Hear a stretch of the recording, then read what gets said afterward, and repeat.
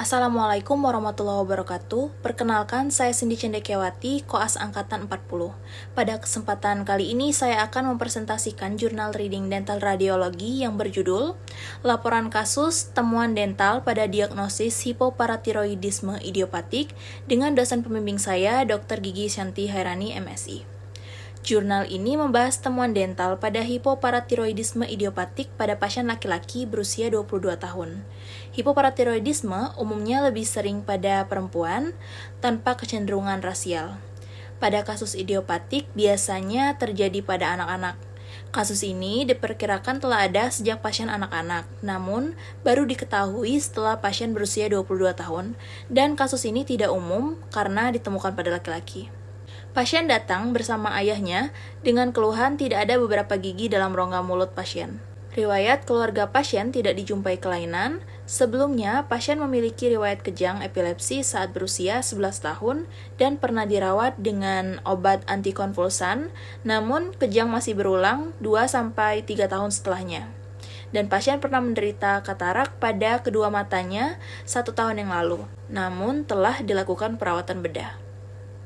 Keluhan tidak ada beberapa gigi sering ditemukan pada pasien yang memiliki hipoparatiroidisme saat masa perkembangan gigi, karena dapat menyebabkan gangguan seperti delayed erupsi atau impaksi dan hipodonsia sehingga jumlah gigi yang erupsi tidak lengkap. Selain itu, hipoparatiroidisme menyebabkan kondisi hipokalsemia pada pasien sehingga mungkin memicu perubahan neurologis dan menyebabkan kejang.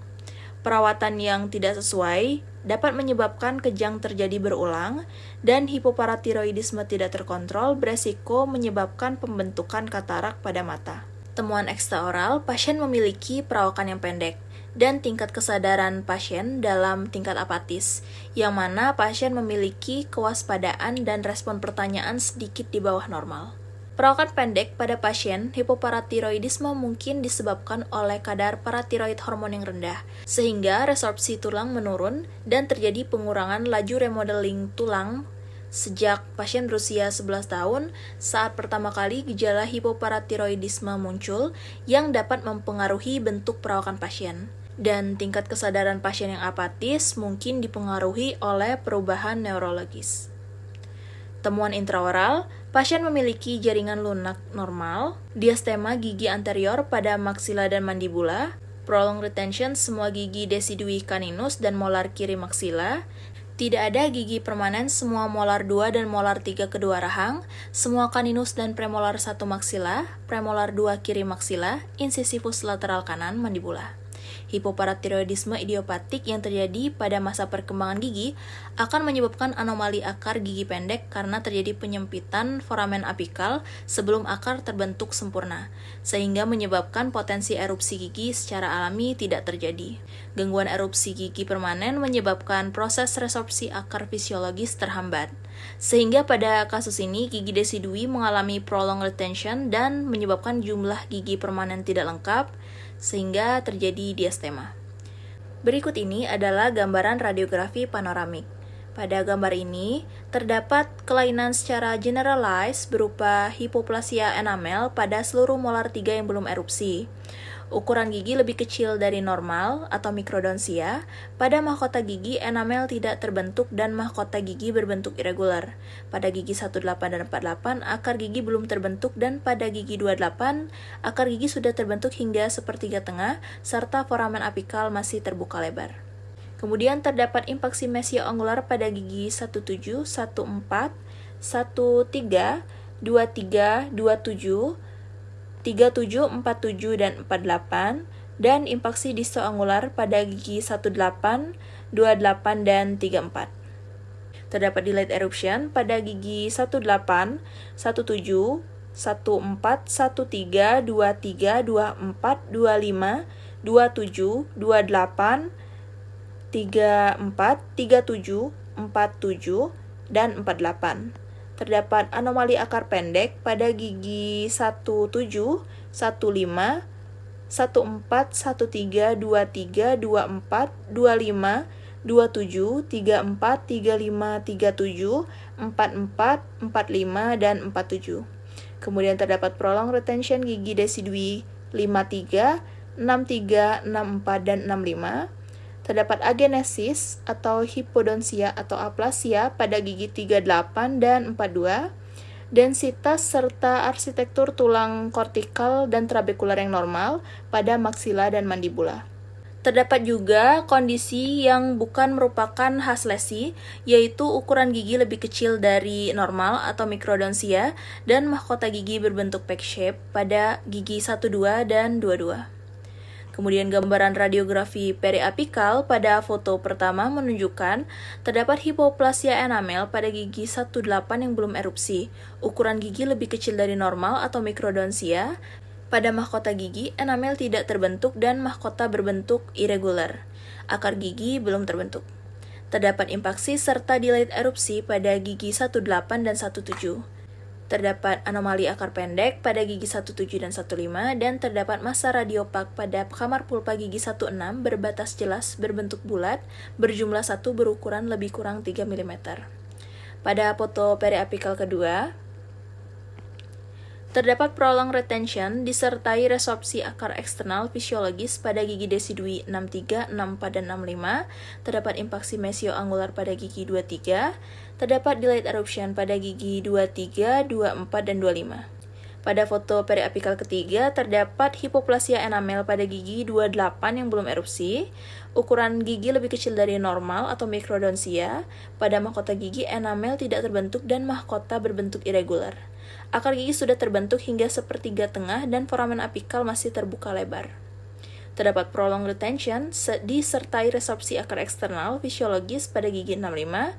Terdapat impaksi mesioangular pada gigi 27 dan distoangular pada gigi 28.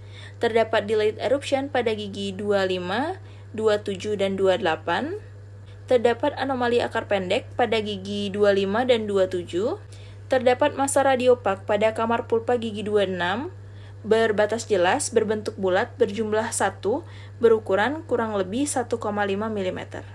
Pada foto periapikal keempat, terdapat hipoplasia enamel pada gigi 48 yang belum erupsi, ukuran gigi lebih kecil dari normal atau mikrodonsia, enamel tidak terbentuk dan mahkota berbentuk irregular, serta akar gigi belum terbentuk. Terdapat impaksi mesioangular dan delayed eruption pada gigi 47 dan 48, terdapat anomali akar pendek pada gigi 47. Pada foto periapikal kelima, terdapat hipoplasia enamel pada gigi 48 yang belum erupsi. Ukuran gigi lebih kecil dari normal atau mikrodonsia, enamel tidak terbentuk dan mahkota berbentuk irregular, dan akar gigi belum terbentuk. Terdapat impaksi mesioangular dan delayed eruption pada gigi 47 dan 48, terdapat anomali akar pendek pada gigi 45 dan 47. Pada foto periapikal ke-6, terdapat anomali akar pendek pada gigi 44 dan 45. Pada foto periapikal ke-7 terdapat agenesis atau hipodonsia atau aplasia gigi 38. Terdapat impaksi mesioangular, delayed eruption, serta anomali akar pendek pada gigi 37. Radiodiagnosis kasus ini adalah hipoparatiroidisme karena terdapat kelainan secara generalized berupa hipoplasia enamel semua molar 3 kedua rahang, impaksi dan delayed eruption semua molar 2 dan molar 3 kedua rahang, caninus maxilla, premolar 1 kanan maksila dan kiri mandibula, dan delayed eruption premolar 1 dan premolar 2 kiri maksila, anomali akar pendek semua premolar 1, molar 2 dan molar 3 kedua rahang, dan caninus maxilla, prolong retention gigi desidui, semua caninus dan molar kiri maksilla, agenesis gigi incisivus lateral kanan dan molar 3 kiri mandibula, dan densitas tulang yang normal. Pada kasus ini, foto panoramik diperlukan untuk melihat secara keseluruhan posisi, jumlah, kondisi mahkota dan akar gigi, terutama yang belum erupsi, dan densitas tulang. Sedangkan foto periapikal diperlukan untuk melihat kondisi gigi dengan gambaran yang lebih detail, terutama penyempitan foramen apikal, sehingga dapat membedakan antara kondisi kelainan anomali akar pendek atau resorpsi eksternal. Adanya hipoplasia enamel hanya pada gigi molar 3, kelainan akar dan gangguan erupsi pada hampir seluruh gigi yang belum terbentuk sempurna di bawah umur 12 tahun, dan masih ada gigi yang normal yaitu semua incisivus sentral dan molar 1 mandibula, mengindikasikan pada kasus ini pasien mengalami hipoparatiroidisme idiopatik pada usia 11 tahun. Batu pulpa pada molar 1 maksila merupakan temuan tidak umum pada kasus hipoparatiroidisme. Sedangkan mikrodontia incisivus lateral maksila dan agenesis incisivus lateral kanan mandibula merupakan temuan yang tidak berhubungan karena benih gigi mulai terbentuk saat bayi dan sempurna pada umur 10 tahun. Sedangkan kasus terjadi pada usia 11 tahun sehingga tidak mempengaruhi anomali gigi tersebut. Diagnosis banding yang tepat untuk kasus ini adalah amelogenesis imperfecta karena menunjukkan gambaran radiografi berupa hipoplasia enamel secara generalized, delayed eruption, gigi impaksi, batu pulpa, dan prolonged retention gigi decidui. Kasus ini didiagnosis sebagai hipoparatiroidisme idiopatik karena memiliki anomali akar pendek dan hipoplasia enamel gigi permanen pada semua molar 3. Sedangkan pada amelogenesis imperfecta, akar gigi biasanya normal dan hipoplasia enamel melibatkan semua gigi baik gigi decidui maupun gigi permanen. Pemeriksaan penunjang pada kasus ini berupa hematologi, serologi, chemiluminescence, radiografi pada pergelangan tangan, paratiroid hormone assay, dan analisis kimia darah. Hasil pemeriksaan menunjukkan nilai normal pada hematologi, serologi, radiografi pergelangan tangan, dan chemiluminescence. Sedangkan hasil yang tidak normal pada pemeriksaan darah berupa serum kalsium yang rendah yaitu 5,1 mg per desiliter di mana normalnya 9-11 mg per desiliter. Serum fosfat yang tinggi yaitu 6,3 mg per desiliter di mana normalnya 3-5 mg per desiliter. Dan paratiroid hormone assay rendah yaitu kurang dari 2,50 pikogram per mililiter di mana normalnya 14-72 pikogram per mililiter. Pemeriksaan penunjang pada kasus ini bertujuan untuk menegakkan diagnosis yang tepat dan menyingkirkan kemungkinan kelainan tiroid dan pseudohipoparatiroidisme. Hasil pemeriksaan berupa serum kalsium rendah, serum fosfat yang tinggi, radiografi pergelangan tangan yang normal, dan paratiroid hormon yang rendah menunjukkan diagnosis definitif dari kasus ini adalah hipoparatiroidisme. Pada kasus ini, pasien dilakukan perawatan sistemik berupa pemberian resep kalsium glukonat 24 gram per hari dan kalsitriol 1 mikrogram per hari, namun tidak dilakukan perawatan untuk rongga mulut. Penggunaan obat ini umumnya dalam jangka waktu panjang, yaitu seumur hidup.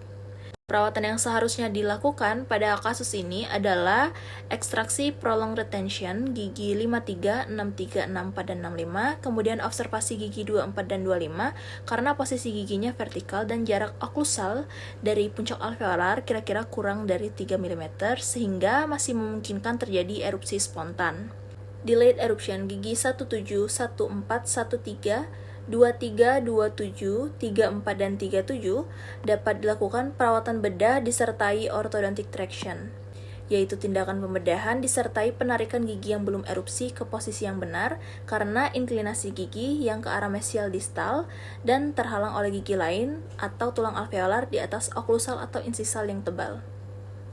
Agenesis gigi 42 serta diastema multiple pada anterior maksila dan mandibula dapat dilakukan penambahan resin komposit pada mesial dan distal gigi yang berdekatan untuk memperbaiki masalah estetika serta mempertahankan relasi kaninus sehingga menjaga kunci oklusi gigi. Enamel hipoplasia gigi 18, 28, dan 48 dapat dilakukan observasi karena akar gigi belum terbentuk sempurna, serta foramen apikal masih terbuka sehingga masih memungkinkan terjadi erupsi secara normal. Jika sudah erupsi, gigi dapat dirawat dengan restorasi atau crown dengan minimal atau tanpa preparasi untuk menghindari cedera pada pulpa gigi. Pada kasus ini, follow-up hanya dilakukan untuk mengevaluasi kadar kalsium dan fosfat setelah 1 bulan. Dari hasil follow-up, didapatkan peningkatan kadar kalsium disertai penurunan kadar fosfat. Kontrol harus dilakukan rutin setiap 3-6 bulan untuk pemeriksaan kalsium dan fosfat dan 1 kali setahun untuk paratiroid hormon. Sebab perawatan sistemik tetap harus dilanjutkan dalam jangka waktu panjang atau seumur hidup. Kontrol radiografi berkala pada kasus ini harus dilakukan setiap 1-2 tahun untuk evaluasi hasil perawatan ortodontik, observasi kondisi gigi 24, 25, 18, 28, dan 48 yang masih dapat erupsi spontan sampai tujuan perawatan tercapai. Kemudian, Dilanjutkan pemeriksaan rutin setiap 2-3 tahun untuk memantau kemungkinan adanya lesi karies proksimal. Kesimpulannya, adanya kelainan generalized berupa hipoplasia enamel pada molar 3, impaksi, delayed erupsi, anomali akar pendek pada caninus dan sebagian gigi posterior, prolonged retention gigi decidui, agenesis incisivus lateral kanan dan molar 3 kiri mandibula, dan densitas tulangnya normal, maka radiodiagnosis kasus ini adalah hipoparatiroidisme. Kasus ini merupakan hipoparatiroidisme idiopatik saat usia 11 tahun. Karena hipoplasia enamel, kelainan akar, gangguan erupsi terjadi pada gigi yang belum sempurna di bawah 12 tahun, dan masih ada gigi incisivus dan molar yang normal. Sekian presentasi jurnal Reading Dental Radiologi dari saya. Terima kasih dan mohon maaf atas segala kekurangannya. Saya akhiri. Wassalamualaikum warahmatullahi wabarakatuh.